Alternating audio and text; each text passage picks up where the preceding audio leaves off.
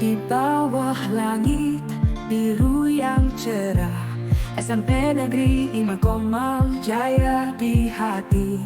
Kami melangkah penuh percaya, menyongsong masa depan yang ceria. Dengan tekad. Assalamualaikum warahmatullahi wabarakatuh, Ibu. Waalaikumsalam warahmatullahi wabarakatuh. Mohon maaf sebelumnya, Ibu, saya mendapatkan tugas dari Pendidikan Guru Penggerak untuk mewawancarai kepala sekolah tentang pengambilan keputusan pada kasus-kasus dilema etika yang terjadi di sekolahan kita, Ibu.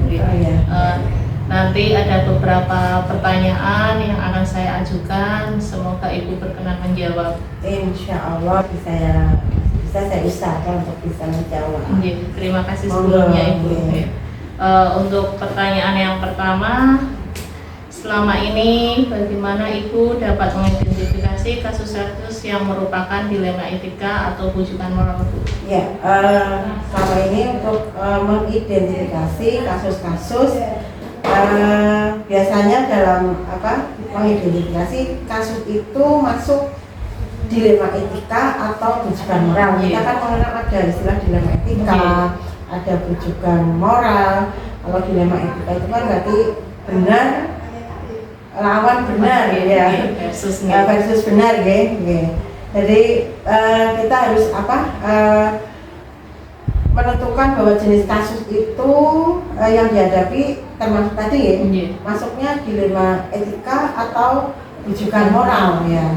Dipahami dulu, kemudian mungkin dari nilai-nilai yang terkandung di dalamnya itu apa. Nah, kemudian dari nilai-nilai itu kita analisis ya. Dari nilai-nilai kan ada yang bertentangan ya. Dari nilai-nilai yang bertentangan kita analisis. Kemudian kita juga harus melibatkan siapa sih yang terlibat di dalam masalah itu. Artinya kita juga proses kebenarannya dulu, kemudian kita mengambil tindak lanjutnya. Nah, nanti kita musyawarahkan.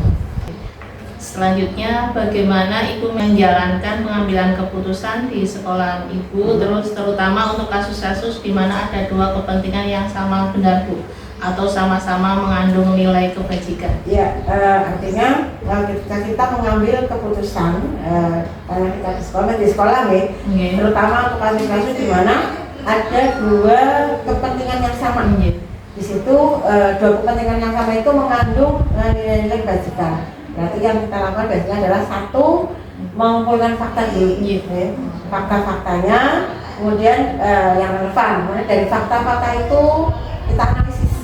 Dari analisis itu kita uji paradigma benar lawan benar yang tadi ya. Kemudian dari pengujian paradigma benar dengan benar, barulah kita mengambil keputusan.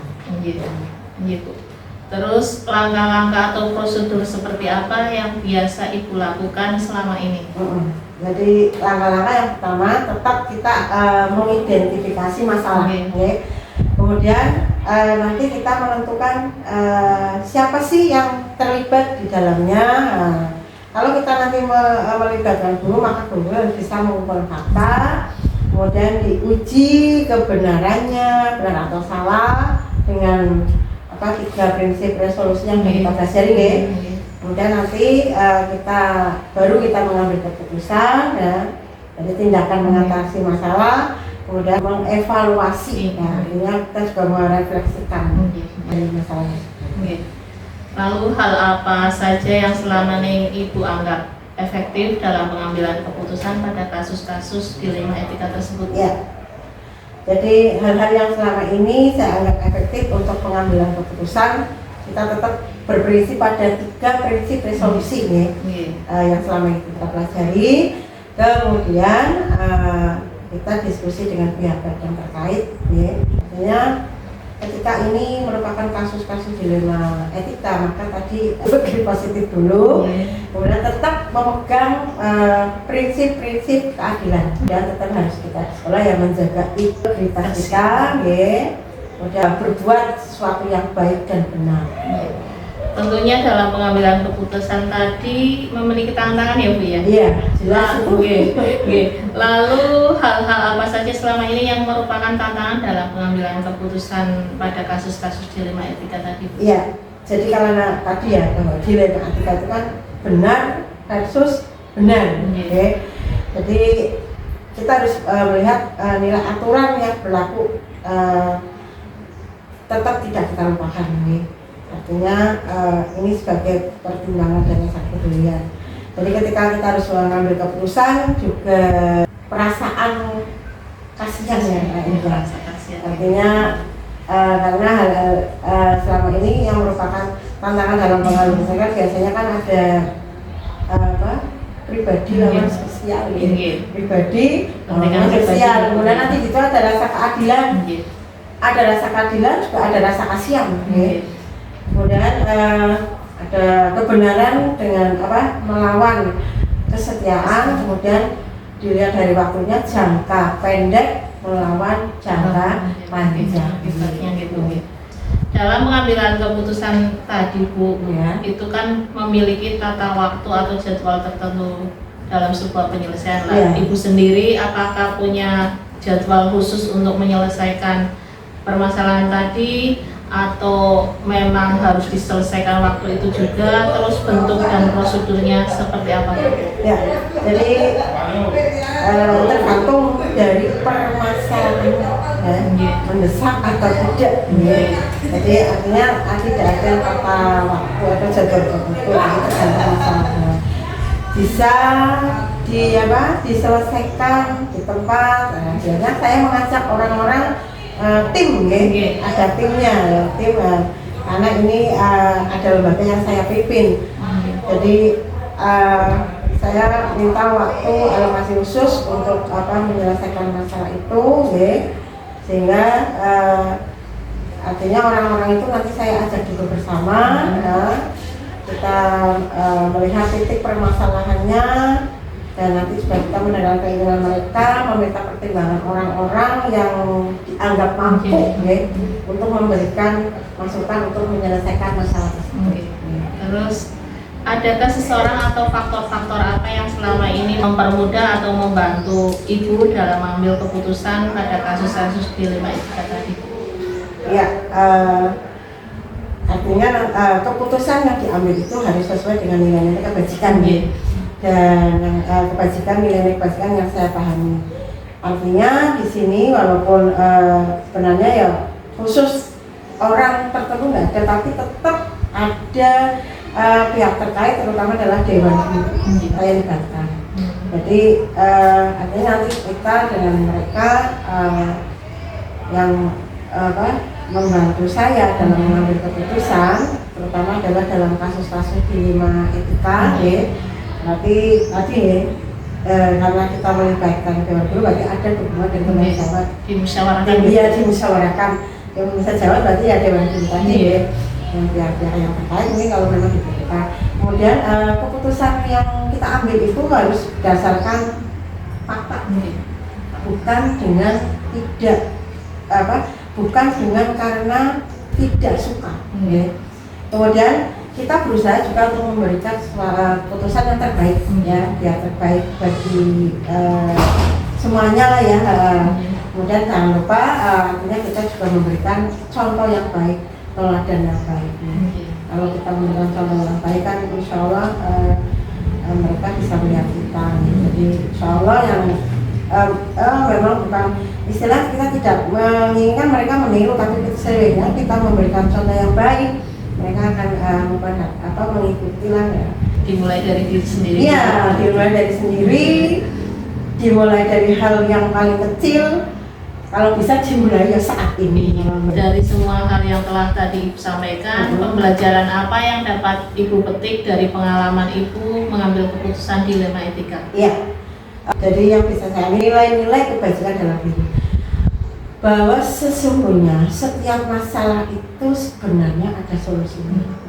Setiap masalah itu ada jalan. Kalau kita bersabar, kemudian didiskusikan, mengacu pada aturan yang ada, ya artinya saya sebagai pemimpin di sekolah ya, harus menguasai persoalan itu terlebih dahulu. Ya.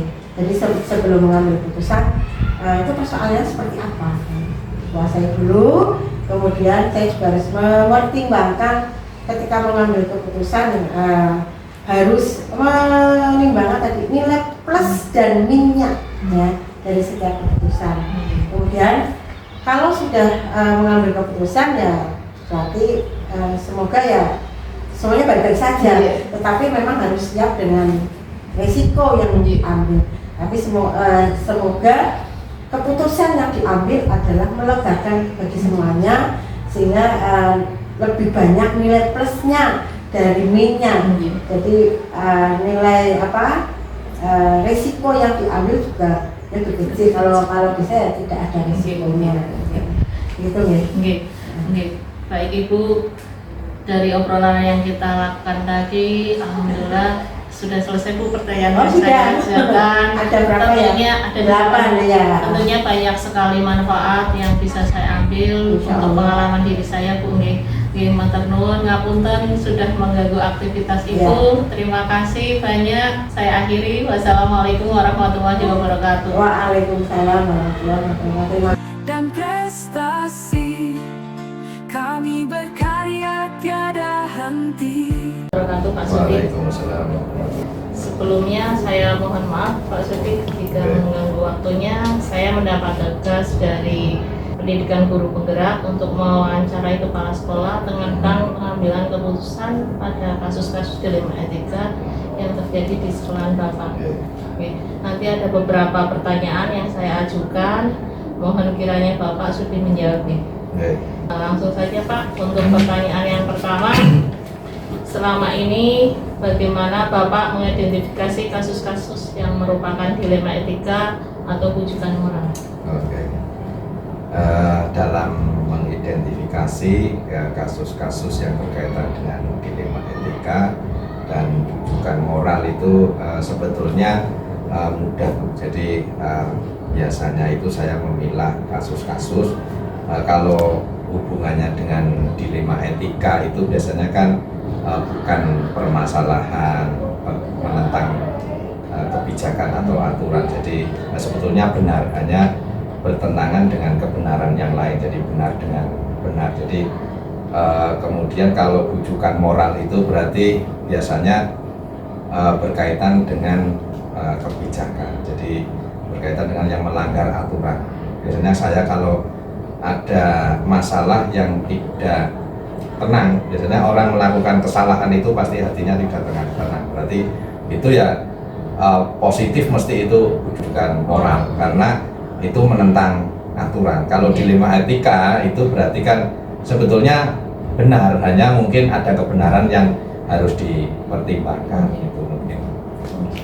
Terus selanjutnya Pak, selama ini bagaimana Bapak menjalankan pengambilan keputusan di sekolahan Bapak, terutama untuk kasus-kasus di mana ada dua kepentingan yang sama besar Pak, sama-sama mengandung nilai kebajikan? Oh ya, biasanya pertimbangan yang saya lihat ambil adalah berdasarkan skala prioritas dan juga kebenaran itu menyangkut artinya individu, hanya salah satu individu atau kelompok. Jadi misalkan dan mendesak atau tidak itu mungkin yang menjadi pertimbangan.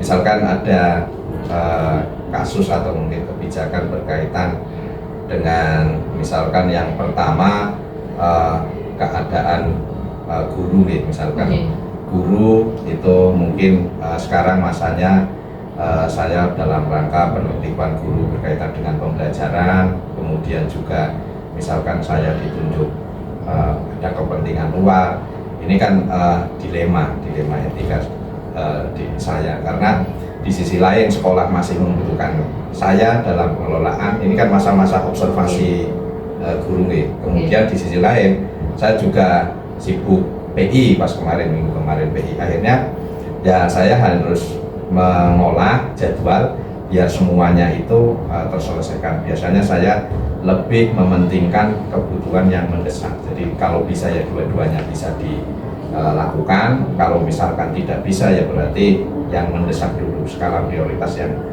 sekarang ya. Terus langkah-langkah atau prosedur seperti apa yang biasa Bapak lakukan selama ini? Kalau untuk mengambil keputusan itu biasanya sebelum saya memutuskan sesuatu, itu yang pertama adalah saya melihat budaya yang ada di sekolah. Jadi saya mempelajari budaya-budaya yang ada di sekolah sebelum kepemimpinan saya seperti apa. Kemudian saya biasa meminta pertimbangan dari beberapa guru yang senior di sini, terutama wakil kepala sekolah, dan kemudian juga walaupun bukan wakil yang senior, dan juga saya meminta pertimbangan sesuai dengan bidang masalah yang sedang saya hadapi. Misalkan berkaitan dengan masalah keuangan, ya berarti saya meminta pertimbangan bendahara terlebih dahulu. Berkaitan dengan misalnya kehumasan, ya berarti kadang minta pertimbangan dari desa juga, karena kita berada di lingkungan desa. Nah setelah itu, setelah dari pertimbangan, baru saya memutuskan mana yang terbaik, walaupun sebetulnya itu dari hati nurani saya itu sebetulnya sudah ada keputusan, tapi saya hanya ingin mengklarifikasi dari pendapat-pendapat orang lain untuk menguatkan, karena kalau langsung sepihak itu nanti kadang untuk menjalankan kebijakan atau keputusan itu pasti ada hambatan. Jadi saya butuh penguatan dari berbagai pihak. Terus Pak, hal-hal apa saja yang selama ini Bapak anggap efektif dalam pengambilan keputusan pada kasus-kasus dilema etika? Yang paling efektif untuk menyelesaikan dilema etika itu yang pertama adalah ketika saya mengambil keputusan itu berarti diterima oleh kedua kepentingan itu. Jadi kedua kepentingan itu saling menerima, itu berarti menurut saya itu adalah efektif. Tapi ketika misalkan saya mengambil keputusan misalkan A, tetapi kepentingan yang kedua itu tidak menerima, itu berarti tidak begitu efektif. Jadi tolak ukurnya itu.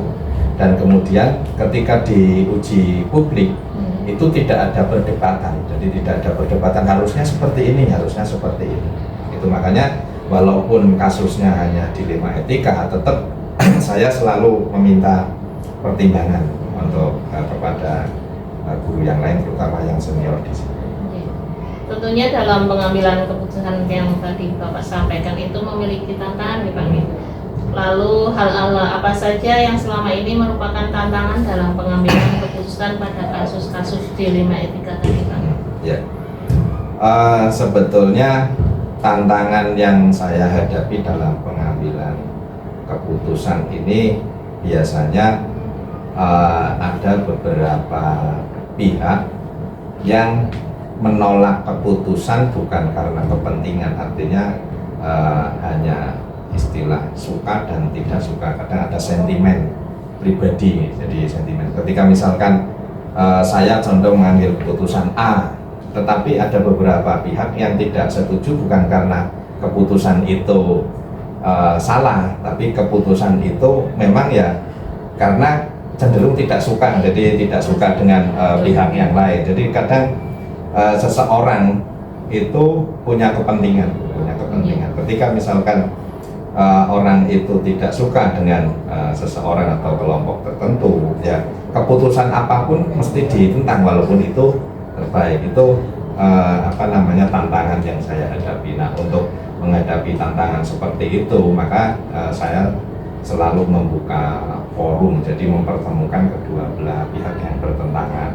Entah itu saya efektifkan dengan pertemuan bulanan. Saya biasanya setiap 1 bulan sekali itu mengumpulkan bapak ibu guru yang secara tidak langsung, itu sebetulnya crash ini kumpulkan dalam forum MGMP misalkan tak terjadwal dan terjadwal. Nah, itu adalah untuk menyelesaikan masalah pertentangan. Yang kedua, tantangan yang saya hadapi terkadang ada keputusan yang sebetulnya penting, artinya yang sebetulnya keputusan itu yang diambil itu ya harus itu, cuman ada permasalah biasanya kan berkaitan dengan dana, kemudian juga berkaitan dengan stakeholder yang lain, pendukung yang lain yang tidak mendukung. Jadi saya mengambil keputusannya sudah tepat, tetapi pendukung lainnya itu belum pas. Itu ya, tantangannya itu. Iya. Terus Pak, dalam pengambilan keputusan tadi, apakah Bapak memiliki sebuah tata cara atau jadwal tertentu dalam sebuah penyelesaian kasus dilema etika? Apakah Bapak langsung menyelesaikannya di tempat atau memiliki jadwal yang sudah pasti untuk menyelesaikannya? Terus bentuk dan prosedur yang seperti apa yang Bapak lakukan? Ya. Ketika ada kasus itu biasanya itu saya tidak langsung memutuskan. Jadi saya selalu menggunakan prosedur. Jadi prosedur yang pertama adalah ketika misalkan ada kasus, isu-isu atau mungkin ada masalah yang harus saya selesaikan, atau itu yang pertama itu saya mengidentifikasi dulu. Jadi saya identifikasi sebetulnya masalah ini muncul itu latar belakangnya apa. Setelah diidentifikasi, saya mencari sumber-sumber sebagai referensi untuk penyelesaian masalah. Jadi itu yang kedua. Kemudian yang ketiga itu saya meminta pertimbangan dari guru-guru senior atau wakil kepala sekolah. Ini ada masalah seperti ini, penyelesaiannya bagaimana? Nah setelah pertimbangan dari beberapa guru senior tersebut, itu pastikan nanti kan muncul beberapa alternatif solusi. Nah dari situ nanti masukan-masukan itu saya saring dan baru saya mengambil keputusan yang terbaik. Dan setelah itu juga tidak langsung keputusan itu saya jalankan. Jadi dalam prosesnya itu kadang kan ada permasalahan yang harus diselesaikan secara kontinu, itu tetap saya adakan evaluasi. Nah seperti contohnya misalkan masalah P5 gitu. Masalah P5 itu ketika saya datang ke sini itu kacau. Nah kemudian saya ambil seperti tadi, identifikasi kekacauannya kenapa, latar belakangnya apa, kemudian baru saya panggil stakeholder yang berperan dalam P5. Kemudian setelah itu saya ubah, jadi ambil keputusan berarti ada perubahan proyek P5. Jadi yang tadinya sistemnya semi blok, saya ganti blok full. Nah tetapi berjalannya itu kemarin itu tetap masih ada kekurangan. Nah saya evaluasi ya nanti saya ubah. Jadi seperti itu, continue terus menerus. Jadi saya tidak punya jadwal khusus, tetapi ketika ada kasus ya berarti saya menggunakan prosedur tertentu seperti itu. Terus adakah seseorang atau faktor apa yang selama ini mempermudah atau membantu Bapak dalam mengambil keputusan dalam kasus-kasus dilema etika tadi?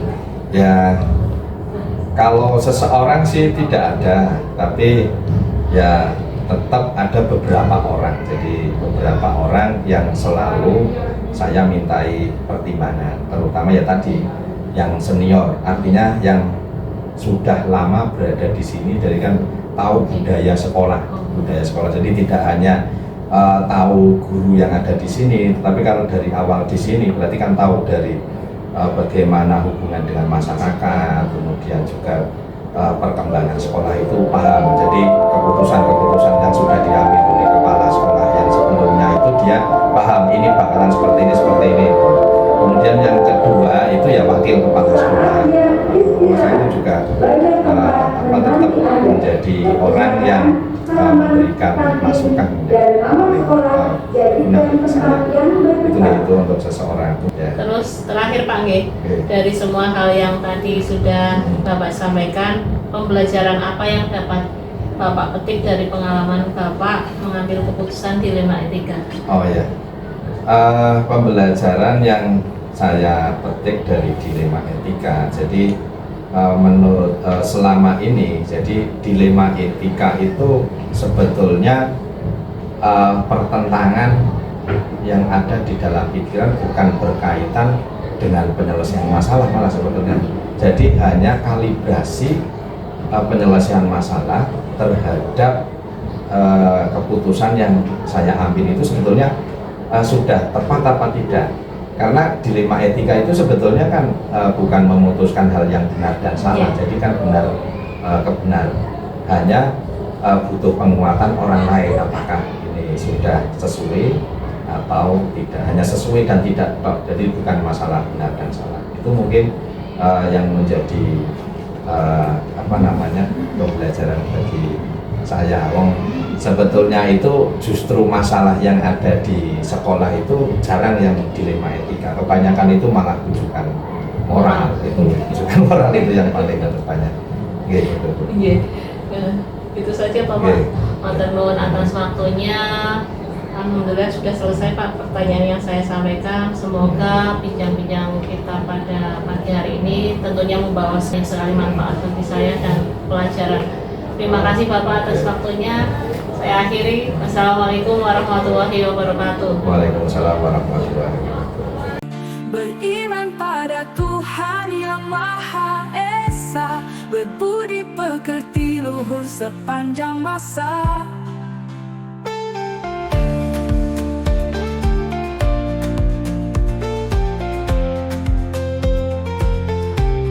Di jalan ilmu kami berjuang dengan semangat yang membara, menjadi pelajar yang bijaksana, cermin bangsa, kebanggaan negara.